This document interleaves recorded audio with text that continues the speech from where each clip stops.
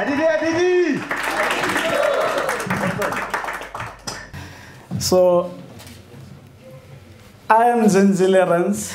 So, I'm a Toastmaster. That's where I practice my, communication skill. And normally when I speak, I normally sit down. Stand up. But today I like the setup because I want to have a conversation with you guys. The best gift of life that any one of us can ever get, it's the gift of life.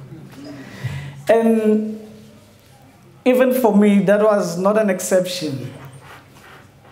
For me, it was 1984 on the 23rd of November when I was gifted with this marvelous gift of life. Now, I like how my mother told me the story of how I was received in my family.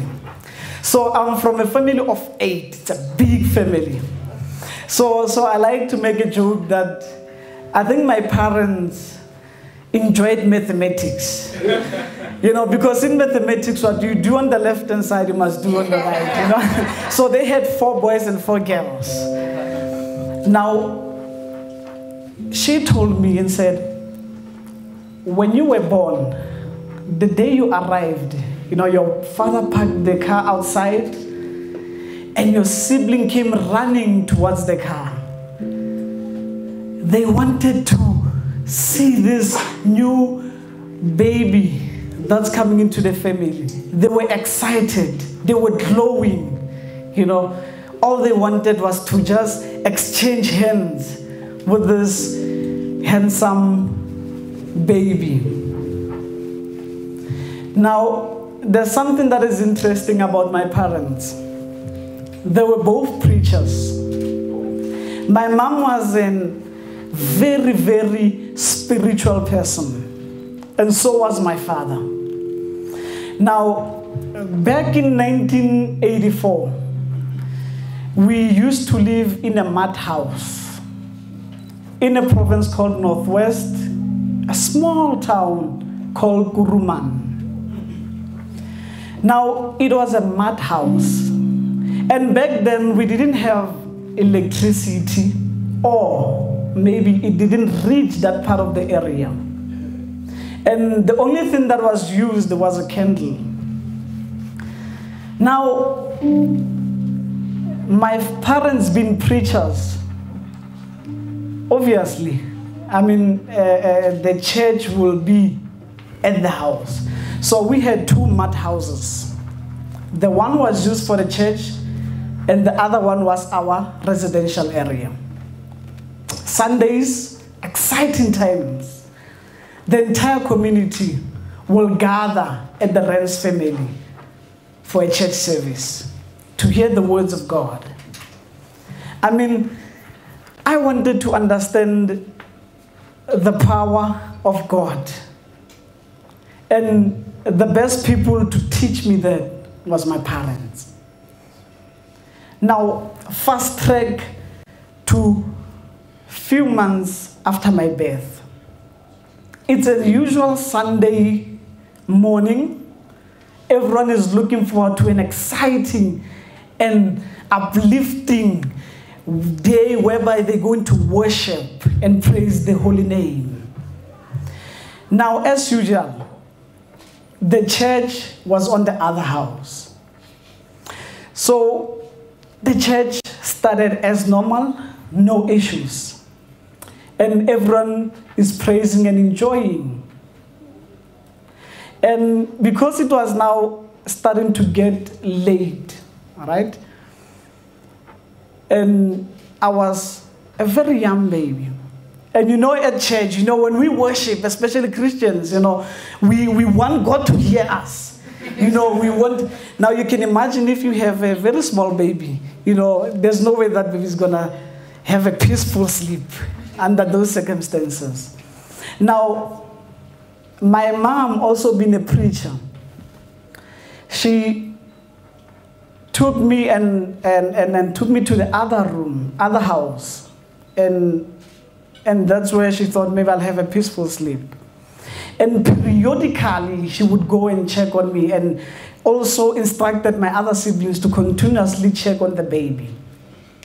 Now, like I said, the houses were not that far apart. It was just like 1 minute walk, and then you're on the other house. So she was quite comforted. And the yard was so big that there was no way that anyone can get into the house because the gate was locked and so forth. As it was getting darker, my mom, preoccupied with the business of the day, which is inspiring and being the vessel of God, she's doing what she do, what God has intended for his life, according to her. She summoned my aunt and said, it's getting a bit late and it's getting a bit dark. And she summoned my aunt to please go light a candle for me on the other side. Now, it's at that very moment where my fighting instinct were put to a test. I had to fight for my life. Now, being a summer day, my aunt went, and I think there's something, when the story is related to me, I'm like, I think she probably forgot her thinking cap at the church. Because she went into the other room to light the candle. Now, she put the candle so close to the pillar that should it fall, it will fall directly on top of the pillow. Now, she put it in that position and left. I mean, on the other side, it's joy and happiness. And I mean, she's excited and she can't wait to get back to the church. And here I was, peacefully sleeping, enjoying my sleep. She went, and because it was summer, the candle started to bend. Now, as it bent, it fell. Now, at this very moment, everyone is excited. Everyone is rejoicing. And the candle fell on top of the pillow. The pillow caught fire. Now, as a baby, I was lying with my left side facing to the top. The pillow caught fire, and as the pillow caught fire, gradually the blanket caught fire. Now, at this very moment, when the story is relayed to me, I'm thinking to myself, the very same God that they are currently preaching, I need his intervention right at this very moment. Well, I can imagine the pillow, the blanket when it catches fire. When the burning blanket started touching my skin, I can imagine the pain that I felt. I can imagine how I screamed and no one listened or no one could hear my cries. I can imagine the depth of the wound that were created by the furious flames. But hey, let me stop imagining, because I couldn't imagine myself undergoing such enormous pain. Now, within communities, especially Ekasi and everywhere, there are those people that we consider to be like crazy or people that are mentally disturbed. And I mean, no one really take note of them or really care what they think or what they want. We just pass them and, they are dirty and all that. Now, when the blankets started catching fire. I mean, everything in that room that was able to burn started to burn. Now, that also included myself, sadly so. The curtains caught fire. Now, I want you to pause a little, just for a moment. Think about what's happening here. On the other house, it's worship, it's glory. And on the other, it's pain and sorrow. And I'm like, why do these guys continue praying? Who are they praying to? Isn't this what they are praying for? God's intervention, God's protection. And when the curtain started to catch fire, no one can see. I mean, at this point in time, my body is starting to burn to extent that I only got to understand as a teenager to be called third-degree burns. Now, I want to relate to you guys what third-degree burns mean. Now, you take a potato, put it in boiling water, and you peel the skin off. That's how my skin was. But going back to this guy that is roaming the streets of Kuruman and being perceived to be a mentally disturbed individual, he saw that there's something going on in that room. Those are flames.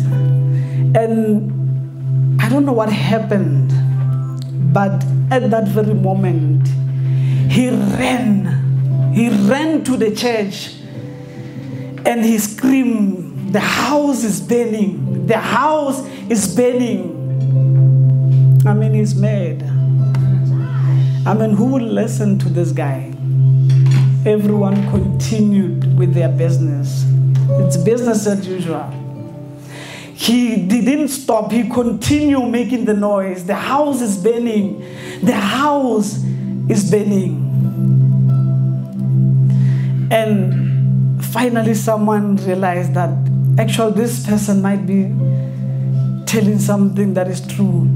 And they decided just to give it a glance and see what this guy. And just by looking, already the entire house was in fire. Even other rooms. Because remember, it was a mud house. At the top, it was wood. So it means the flames can just easily cross to the other room. Now, at this very moment, I can't imagine where I am, how I feel. If there's even, I can't imagine that. And everyone went out. And in everyone's mind, there was one thing: putting down the blaze. How do we put down this furious blaze? But there was one thing on my mother's mind: how do I save my baby?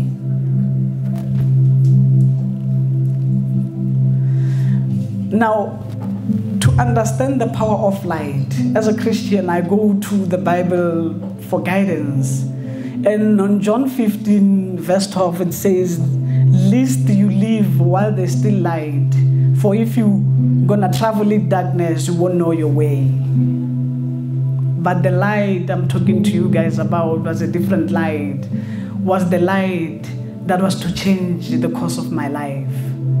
At the age of 2 months old, I had to fight. I had to fight for my life. And sometimes it pains me, and I'm like, at only 2 months, why God didn't it happen when I was a bit older? Maybe I could have jumped off the bed and maybe ran and ran out of the house. But my motionless body, couldn't do anything at 2 months old. I just had to endure the terrible pain. But to everyone's amusement, when everyone was trying to get bucket of water, tried to get sand, tried to put down the flame. No one had the courage to go into that flames. No one. It was bad. And the courage my mother had, the courage, I don't understand. I'm like, this woman must have been crazy, or one sheep must have got away, because the first thing that she did was to run right into the furious flame. And no one could believe. When she went right into the house, no one could follow her, not even my father. Because no one believed that if you go into that house, there's no way you'll come back alive. That's how bad it was. But I get it's the motherly instinct that kicked in, and she just went through. She grabbed me, and she took a few minutes, before she came out, and everyone was like, she must have been caught up in the flame, because even the roof was starting to fall. But I don't know if it's a miracle, because, they were praising God, but God couldn't come through. So I don't know what to call this. But she came out running with me. How she told me the story, when she looked at me, I was unconscious, bent beyond recognition, facially disfigured, and everyone that looked at this baby saw no life. No one believed that this person is alive, or this baby is alive. They all believed that she carried a lifeless body. And no one could even look at this baby. And to fast track, they rushed me to the nearest hospital, which is the Kuruman Hospital. But even the nurses at that hospital couldn't deal with this. You can imagine a 2-month-old baby. At 2 months old, it's like a small anyana packet, a smaller, So, literally, every part of my body was bent. And they couldn't deal, and the only thing they had to do was, we need to refer this with immediate effect to Tigerbeck Hospital. Now, at this very moment, thinking of what I went through just in that phase of my life, having to fight for my life, I don't know whether to thank God or to hate God. For I thought that we pray so that we can be saved. At night when we pray, we say, God, protect us, protect my family, protect my, and He couldn't. And yet the very people that He was supposed to protect were the preachers of the very same word that was supposed to heal and release people from their freedom. But hey, I guess that's what miracles are called. I relayed the story, and what was to follow after that, I can take the whole night telling it. But it was a horror of life that I had to face.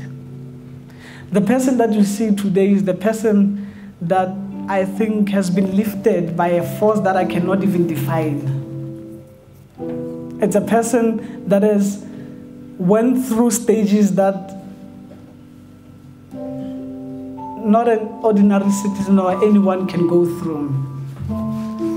What I went through, I cannot explain. I don't know how I survived. I don't know how I'm even surviving life to this day. What happened as a 2-month-old, I still deal with the consequences, even to this day. Now, that night was the night I also lost my left hand. My hand got bent beyond repair, and the only thing the doctors could do was to amputate. Now,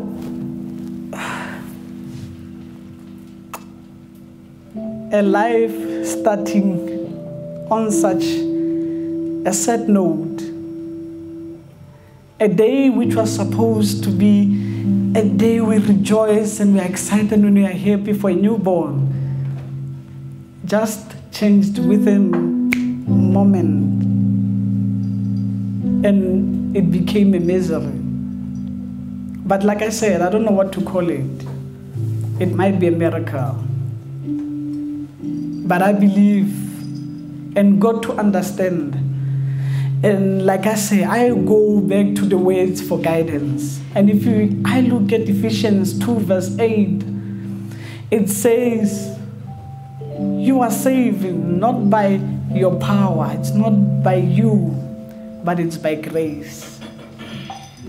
And I got to understand and I got to accept the person that I am. And through acceptance, I got to realize that maybe miracles do exist. And looking at how my life has turned out, I guess miracles do exist. And I got to understand that this is what the Bible might be talking about. A living testimony. What does that mean? And I look at my life, I say, maybe that's the living testimony the Bible is talking about. And today I want you guys not to feel sad about the story of my life that I'm briefly sharing with you. Because if I can go into the nitty-gritties of upbringing, cannot even survive there. But I'm thankful for the courage that my mother had to save me. And I believe that she went right through the fire for a reason. And 2007, we laid her to rest. And I promised myself that her legacy will never die. Her bravery will never die. Her courage will never die. For her courage and bravery will live through me, because I will continue being what she wanted me to be. I'll continue being what God has intended me to be. I mean, to this day, I'm still on the journey of discovering why am I even here. Thank you.